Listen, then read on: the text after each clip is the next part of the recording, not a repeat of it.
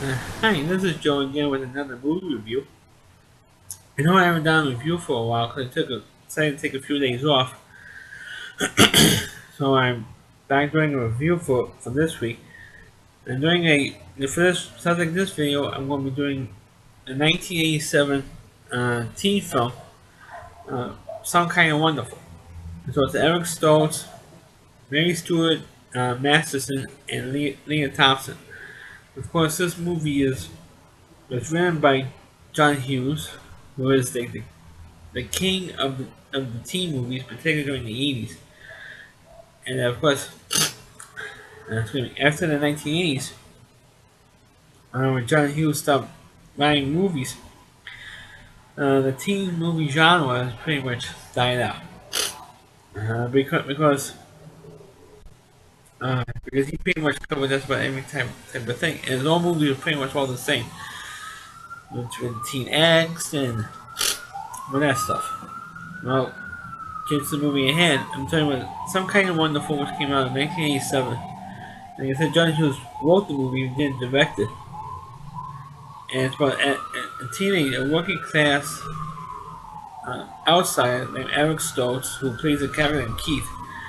And he has the hots for the hottest girl in town, hottest girl in school, who happened to be Leah Thompson, who was dating one of the richest, snobbiest guys in school. And to complicate Keith's problem, he has a tomboy girlfriend, lifelong friend named Watts, played by Mary Stuart Masterson, who was terrific. Well, all three main actors, gave a very good performance. But I think that Adam Stoltz is like a boring actor. He's boring. He's not. I'm not saying he's not a good guy. He's a redhead and all that stuff, but he gave a better performance in last film. It was Mask when he started with Cher, where he played disfigured teenager. This movie, he was boring. He was boring. He had no charisma at all, and that's probably why he doesn't make any movies anymore, because he's boring. But anyway, like I said, he has the hots for the hottest girl in town. Played with Leah Thompson, and played the character Amanda Jones. Of course, Leah Thompson was one of the hottest, most gorgeous girls during the 1980s. I mean, she was in just about everything. Um, she was like the female version of Steve Guttenberg. I mean, she was in a ton of movies in the 80s. She was from Red Dawn, from Back to the Future movies, to the god awful Howard the Duck, which came out a year earlier. And that's how Leah Thompson got this role, because at first she turned this role down. But, you know, because Howard the Duck turned out to be a bust, they figured, okay, let me do a good role. And she gave a very, very good performance in this thing. And also, I should tell you that John Ashton from the Beverly Hills Cop movies, he played Sergeant Taggart, played Keith's father in this thing. Like I said, Keith had the crush on Leah Thompson's character, and meanwhile, throughout the film, he is supposed to be a very, very good artist. Uh, and his father, like you just said, was played by John Ashton from the Beverly Hills Cop films. He was pushing Keith to pick a school. There's a deadline of him early enrollment to a school was quickly coming up, and Keith's kind of like a slacker. In the film, he's like kind of interested, never really interested in anything. So maybe working as a mechanic and maybe drawing and sketching stuff, people and things. But he's not interested in school or anything that his father wanted. Uh, but naturally, of course, his father, who never went to college, wanted his son to go to college. I mean, say having college fund for him and all that stuff. So to impress Amanda Jones, who broke up with her boyfriend, this rich knob guy. So Keith decided, hey, I got an opportunity to maybe ask her out for a date, and he does. And when Amanda's ex-boyfriend found out about it, I want to set this guy up. So he said, hey, why don't you come to my party after your date? So he come to my house, and I could beat the shit out of her, which is what his plan was to beat the shit out of her, having the nerve to go out with uh, his girlfriend. But meanwhile, Keith found out about it and thought that Amanda was going to set him up. And she said, "Look, I have nothing to do with it. I have nothing to do with him anymore because it doesn't treat me right." So, so Keith, in the meantime, thought, "Hey, does she set me up for this whole thing?" And meanwhile, there was a subplot where Keith was in detention. One particular moment was in detention, and he found out, became friends with the punk element. He gets dressed like a punk, but he has like a punk with a heart of gold named Duncan. He says, "Hey," he says to help him out and beat up the Sloan guy for him. He said, don't do it, not quite yet." And which of course he helps him out on a date in the end of the movie. So what Keith decides to do is he decides to withdraw all the money from the college fund and spend money on his fancy dinner for earrings, um, and uses one of the cars to try and fix them in the garage to impress Amanda Jones, and she wasn't impressed with any of that stuff. Um, at first, she was like, "Hey, this guy's going out, you know, above and beyond the call to impress me." And she says, "Hey, it's a nice thing you're doing, but I'm not interested in that. I'm just interested in being, you know, having a decent relationship with somebody, and not interested in all this fancy stuff. I mean, you're trying to impress me. And so why are you overdoing this stuff?" And he said, "Look, I feel like they don't impress you like this. You won't be interested in me." And he says, "Look, I'm interested in you being a friend, but not if you do all this stuff. It turns me off. That's what turned me off of Snow, well, not Snow, but the other, my ex-boyfriend. That's what turned me off of him because he tries, because I'm such a babe, he tried to flash me off, trying to impress me that same way you're doing. And I'm interested in that stuff." So, okay. And then of course, they did become friends in the end of the film. There was one scene that freaked Amanda out was he took or Keith took her to a local art gallery because Duncan's father was a night security guard, so they let them in, and he has this whole big portrait on the wall of Amanda Jones, and that freaked her out. Um, why you're upset with me, you're stalking me, and all that stuff. And he says, "No, because you're so, beautiful to me as a subject. That's why I did it, to to impress you." And he says, "Oh God, she got turned off because he was overdoing it, trying to impress her." And the whole time his lifelong friend Watts was the chauffeur, playing him and Mary Stuart Masterson, and she was really terrific. She was cute. She was great in this film. Even though the older characters or the actors were probably in their 20s by the time this film came out. And I think Mary Stuart Masterson was the youngest. She was like 21 at the time of this film. Everybody else was in like mid 20s already. And Lincoln Thompson was like 26. Even though she didn't look it, I thought she was much younger. I thought she was like 22, 23 years old. And she was like 26. I found that online when I was researching for this video. I said, "Holy crap, she was 26 in this movie." Because she was so young looking, even now, she still looks just as hot now as she did back in the 80s. Anyway, of course, we found out, let's get this thing over with the boy going to his house. And Amanda says, "Well, look, we don't have to go." Even Wyatt says, "Look, we don't have to go. We know what's going to be. You're going to get your ass kicked with this guy." And so I don't care what to end this crap. They do go. And of course, Amanda's ex-boyfriend says, "Did you screw her? Did you have sex with her?" I said, "No." Of course, both said no, which of course, no, that didn't happen. We see the whole day in the film.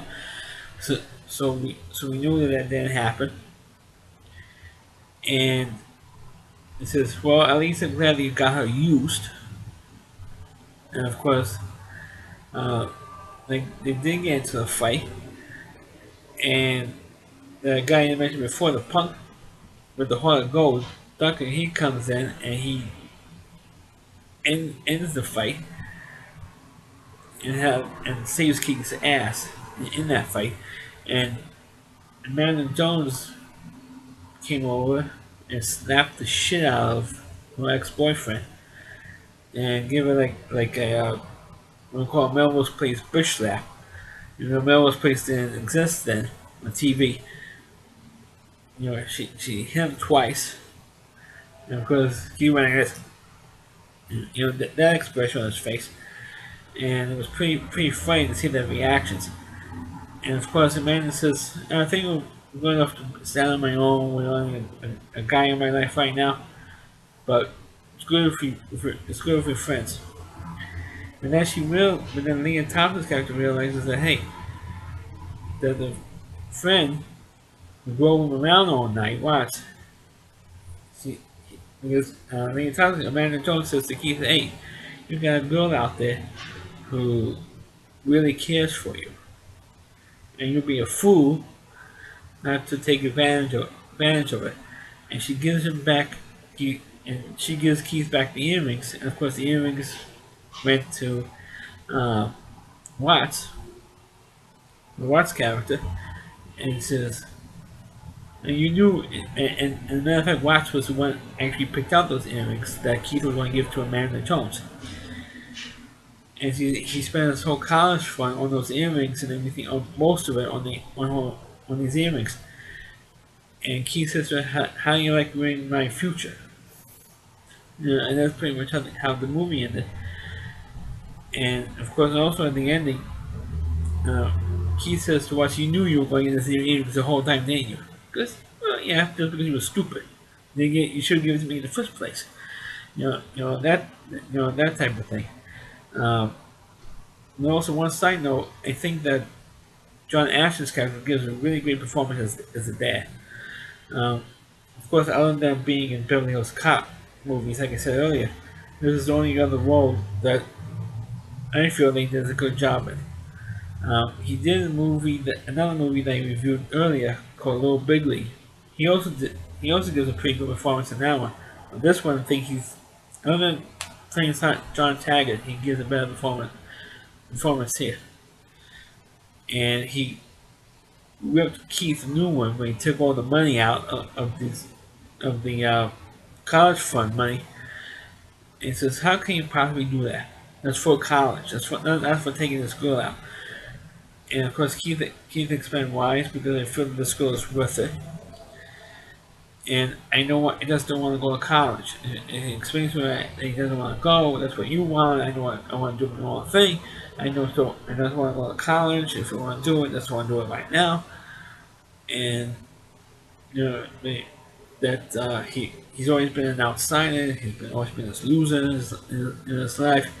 He knows what he is, and he doesn't want to put up with it anymore. He wants to do his own thing and be more independent instead of going to stupid college and doing what, like, I don't want to do what my father wanted. I want to do what I want.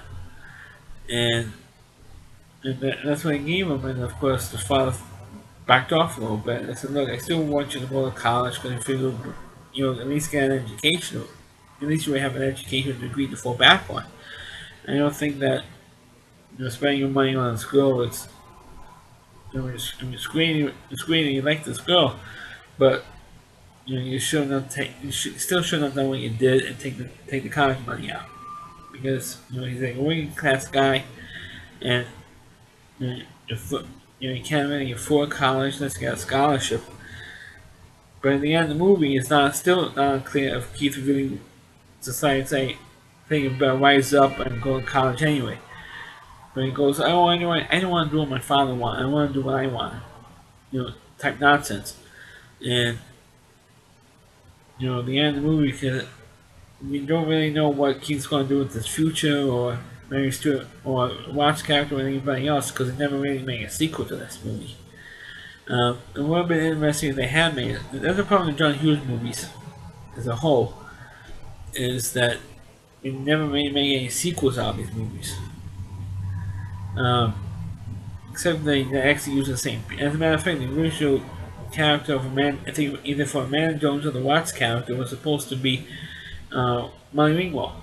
Molly Ringwald got tired, I guess she kind of got tired of being John Hughes movies because it was in Pretty in Pink, 60 Candles, and she, she was getting, at that point, she was getting typecast for being in those movies. So she didn't want to do it. And, no, she was going from playing the Amanda Jones character, I think. And she pulled out, and Leah Thompson went in, and it was great. And glad to see that John Hughes was using different actors for this film instead of repeating the same, the Brat Pack. For St. Elmo's Fire and the Breakfast Club and Pretty in Pink and 16 Candles. I mean, it's the same group of young actors again and again and again.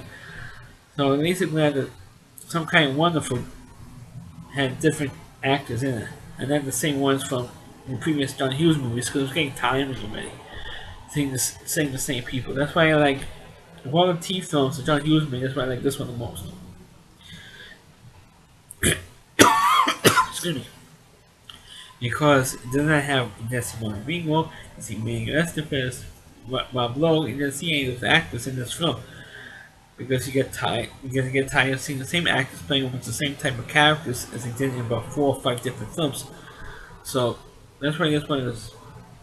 It's a stereotypical John Hughes film, and it is, but at least it feels slightly better. Slightly better. Of course, it's also predictable. And all John Hughes movies are predictable in that way, but at least it's more entertaining. It's more worth watching than any of the other John Hughes movies. So that's my review of Some Kind of Wonderful. Please click on the video. Please rate it. Please subscribe to my channel. Please forward this video onto your Facebook pages. You check out all my videos not only on my YouTube channel, but also at rallyc.com. It's all on WDY and NSC.com. The homepage of the Rally Reviewer, Christine Moore. Check out all of his TV trash videos and also all of his other content. Thanks for watching. Catch you next time.